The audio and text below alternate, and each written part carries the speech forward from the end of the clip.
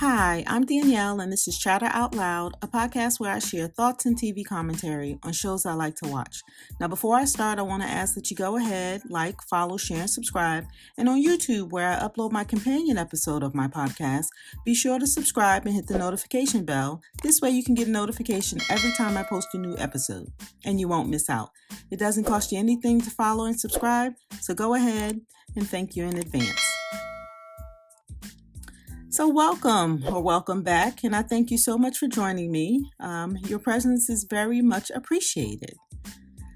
All right, so let's get into what's been happening on the live feeds. The night before yesterday, and I think you may have heard it in my last episode if you listened, but I was kind of bummed because I felt like The Blind Side, which was great, by the way, it kind of quickly fizzled after Gino won the HOH. And that it really bummed me out. I felt like Tanisha, Summer, Betty, Helena, Josh, Moose, Herman, Kevin, or Jess, that one of them should have won instead of Gino. The odds were in their favor, and they just didn't pull through. And it was just so disappointing.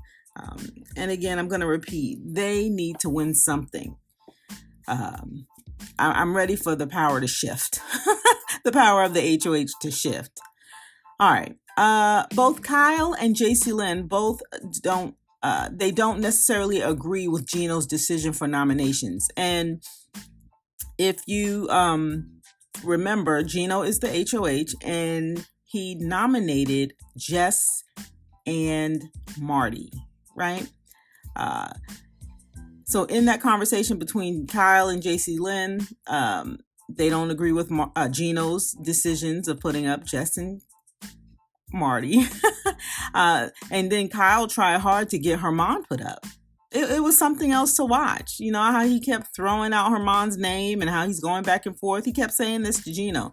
And what I think I see is Gino is now committed to playing his own game, right? Because he doesn't go along. I mean, he listens to Kyle in terms of literally like listens to him. He's not rude. But I think in terms of gameplay, he know Herman is not bad for his game. So he's not taking a shot at Herman. That's what I'm seeing. I see that Gino is playing his own game. And I hope he continues with that.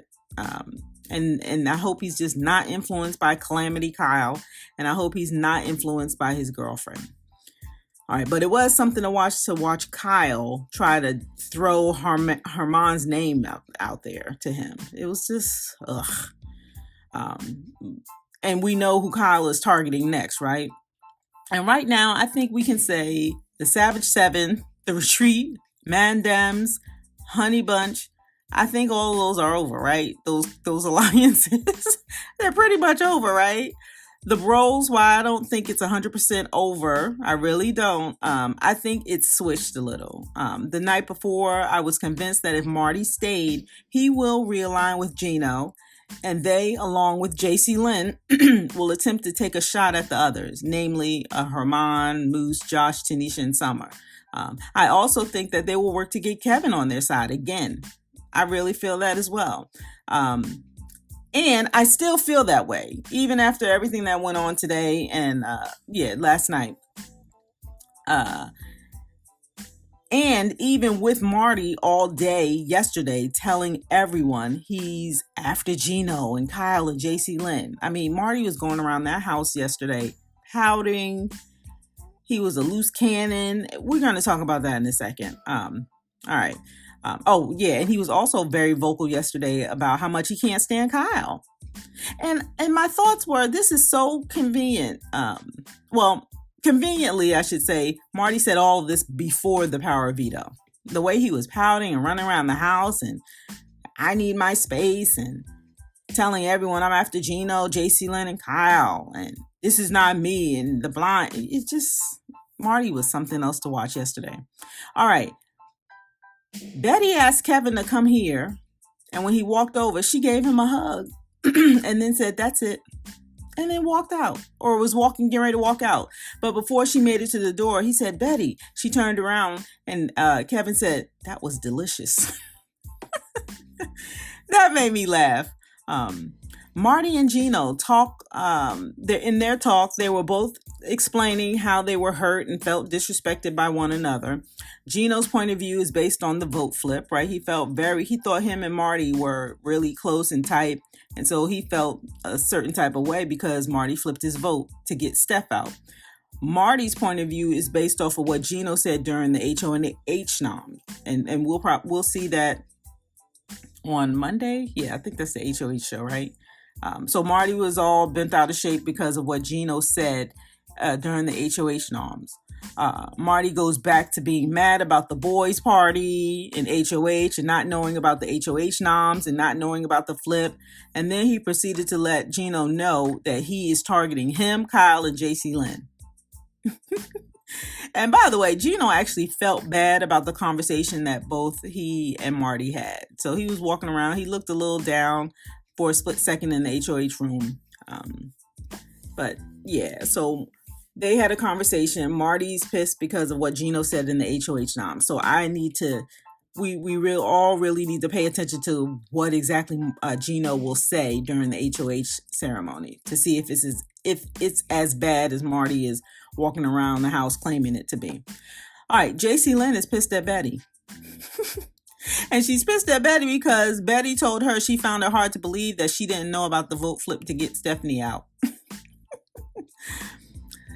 Then Kyle chimes in. And I should say that JC Lynn is talking with Kyle and I think Gino at this time in the HOH room. So she's telling them this. And then Kyle chimes in and said, Betty is so smug. And I'm like, this coming from Calamity Kyle? You guys, he triggers me. And I just can't sometimes. I really can't. I really have to scroll past him when I see him on the screen. It's unbelievable. All right, Jess and Kevin are trying to get Herman out. They're on to him and his rogue votes, and and Herman blaming it on either Kevin or Jess. So that was interesting to hear. Tanisha, she almost hurt herself again when she stood on the couch trying to listen through the vent. I guess you can hear some of the conversations through the vent in the Expedia room. So she's standing up on the couch, and then all of a sudden Big Brother came over and told her to stop. And it startled her, and she almost fell. And I'm like, she needs to take care of herself. I remember, who was HOH when they called her in the room? Someone, I can't remember which HOH this was on, but they called her in the room, both Tanisha and Summer. She comes running into the room, and I think she hit her knee on the door or something, but she was in so much pain. And then for days after, she was like, hobbling around, and she hurt herself. And someone even asked her today or yesterday how her knee was feeling. She's like, oh, it's getting better. And here we see her on that couch standing up and then getting startled, almost falling again. She's gonna really hurt herself. All right. Helena called Herman a snake. And she also said he's a rat. And I found this to be very interesting, coming from the Houseguest who talks and spills tea to everyone in the house. She outed her own alliances in the first week and a half. Now, she is playing her own game, yes, and she hasn't been on anyone's radar, but that's changing. But calling Herman a rat and a snake, I find that to be something else. Helena can't hold water, and she's calling Herman a rat. Like, people are in the state of delusion now. It's unbelievable. And by the way, she's telling Marty this. So this doesn't help, because I have a feeling if Herman goes on the block anytime soon and the numbers don't fall, or if they keep getting people on their side voted out. Like, for example, if Jess goes out, that's a number that they don't have any longer. And I have a suspicion if Helena and Marty, because I don't know, Helena and Marty, I think they're a thing now, and they're both talking to each other, and they both feel the same about Herman. But I don't know. What am I trying to say? Just going back to the original statement of Helena calling Herman a rat, I just find that rich. This girl can't hold water, and she's calling somebody else a rat. Unbelievable. All right. Betty is saying that Marty should go because he'll be hard to get out later. Makes sense. I wanted to high five her through the screen and say, "Go, Betty." Like she doesn't do well in comps, but in terms of looking at the game and seeing it, I mean, she's been everyone's champion, like trying to get them out of their funk. She gives them good advice. She has good observation, but I just want her to win something to just back that up, you know? It's just, anyway, that was a good observation. Get them out now or they won't be able to get them out later. She also says that there's an aspect of the game where you have to be strategic. True. And Marty can't keep a secret and always talking about being in the boys' alliance and how he trusted them and how he had to turn. And and Betty's in a conversation with Josh, and they both are agreeing that Marty is just talking so much over the past few days. I mean, I think we talked about this during his first week of HOH. He talks so much. And I'm telling you, the way he pouted all day yesterday and saying, he's telling everybody the same story. He turned to Canada again and he was talking to Canada. And I'm like, Marty, shush. He just needed to meditate and go lay down and take a nap. And again, I want to mind you, all of this was happening before the power of veto. Marty in this pouting and talking and saying how he had to turn and he was just all right. Someone is hiding chess pieces and it's upsetting Kyle. He thinks they're doing it on purpose. He said if someone is doing this on purpose, they are being an a-hole. Now, I haven't seen any footage of anyone hiding chess pieces, and I'm not sure if this is part of, if Big Brother is hiding the pieces as part of a challenge or, upcoming competition. I don't know. But either way, I'm getting some type of satisfaction in it bothering Kyle. Yep. All right. Helena, this girl and her tea and now the coffee. It's kind of funny, but it's a little obnoxious. She was so jittery last week because she didn't know green tea had caffeine in it. And she was trying something new, in terms of trying so she can be ready for the comps and ready for the game and be involved and talking to people. So she tried green tea. She's never tried it before. And then she was all jittery. Her heart was pounding and she was just really, it really concerned her. And now she's with the coffee. The same thing. I have to stay awake. I have to be ready for the comp. Now she's drinking coffee. And I'm like, she hadn't drank tea or coffee before BBCAN. And it's just hysterical watching her try this. She's just funny to me. And when she talks, she always says flipping. It's flipping this and flipping that instead of the other F word. I find that to be a little cute too. All right. Big Brother woke up Josh telling him nap time is over. and that just made me chuckle. All right. Kevin and him dancing in this HOH room. You guys, if you have seen this, please, if you haven't seen this, I should say, just go on Twitter, search the BBCAN10 hashtag, put a space, and then type in Kevin dancing. It's really something to watch. Now, I don't know what song he was dancing to, but the rhythm, he had none. And I just couldn't look away. I don't know quite what to think, but you go check it out and you let me know what you think. All right. This is really random, but Betty has this announcer voice named Barry. Betty and Jess were talking in the kitchen and Jess says, "Oh, I want to hear the voice again." And Jess says, "I want to hear Barry again." And then Betty turns into this announcer voice. It's like a tenor, like it's so deep, like, anyway, if you want to see it, it was around 5:10 p.m. on March 19th on Cam 3 and 4. So yeah, go check out Betty and her announcer voice. It is something to watch. And Betty's voice, the way she laughed, and I didn't even bring my phone here, but I was going to play the audio. Have you heard Betty's laugh? Every time I hear it, it just makes me smile. I'm like, Betty's laugh it's just so contagious. I just love it. All right.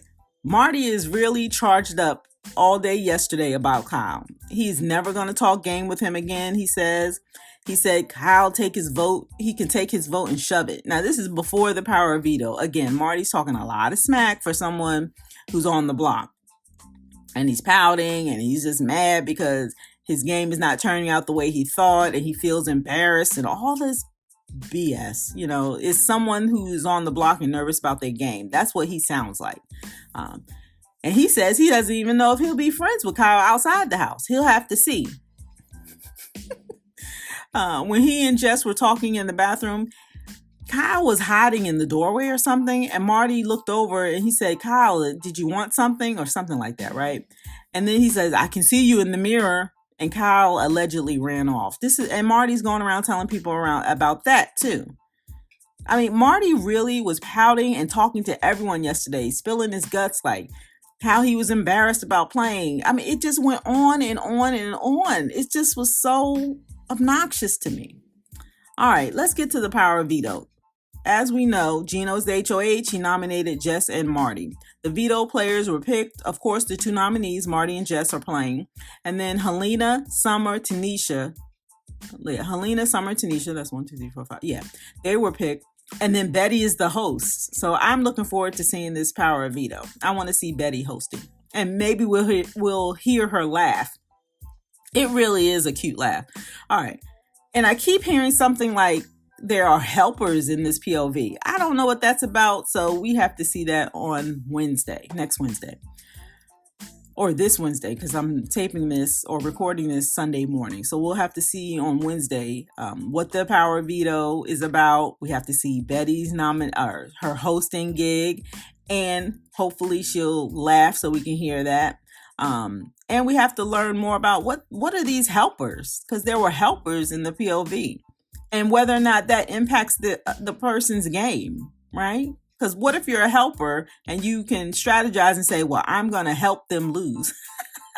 I hope it's nothing like that. So we have to see what that's about. All right. After the power of veto competition, Marty won. Yeah. And I'm not excited about that. I'm interested to see who's going to be the replacement nominee, to be honest. We know Helena wants Tanisha or Herman to be put up.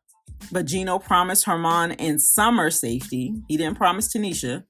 A lot of people other than Gino and JC Lynn wants Kevin up. Marty keeps talking about Herman and how he's going back and forth. Like he's talking about Herman is going back and forth in the game and flip-flopping. And how that was worse than his flip. I'm like, how is that worse? It's the same thing. Well, it's not even the same. Herman, he had power week 1. He made a plan. He followed through with it. Then he was in all these alliances. And yes, he talks to the other side of the house. And he's made a couple of rogue votes. But Marty flipped on his own alliance. Herman hasn't done that yet. So I don't know what Marty's talking about. All right. JC Lynn still wants the 4 of them to sit down and talk. And the 4 are Gino, Marty, JC Lynn, and Kyle. Marty's not for that. But he is now he says he trusts her and Gino. This was late last night before they went to bed. So now all of a sudden after the power of veto, Marty now trusts JC Lynn and Gino again. I think he'll flip back over to JC Lynn and Gino. And I think I said that earlier when I first started this episode. And if he does flip back over to Gino and JC Lynn, he's a hypocrite. He just is. And don't get me wrong, he has the right to play the game however he wants and however it will advance him. But he can't go around talking bad about Herman and Kyle for that matter if he's doing the same thing, you know? And what else? Okay. And didn't we believe that we'd see this from Marty, right? He was pouting and doing all this before the power of veto. He won the power of veto, and now his tune has changed, right? Because he's safe for at least another week. And now he's like, well, I can trust, he doesn't trust Herman. He's a flip-flopper. Now he's trusting Gino. Marty's full of it. And yeah, he's just full of it. He was so embarrassed of his move, and this is not him, and he's full of it. Full of it. Well, one thing he has stayed consistent on is even after the power veto, he still hates Kyle. He will not work with Kyle. Yeah.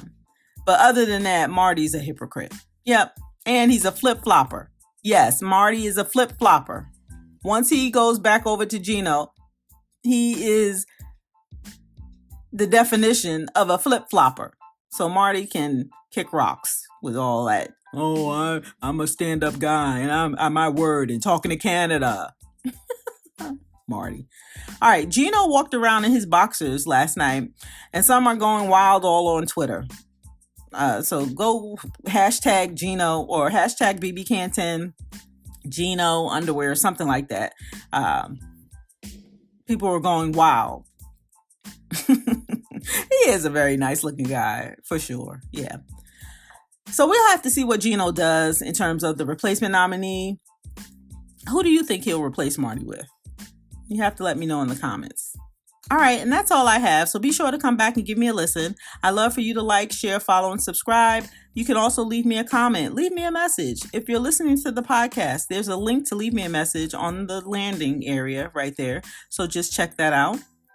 All right.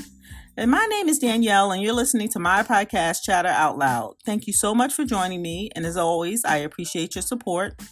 And that's all I have. Thanks again for listening, and I'll talk to you next time.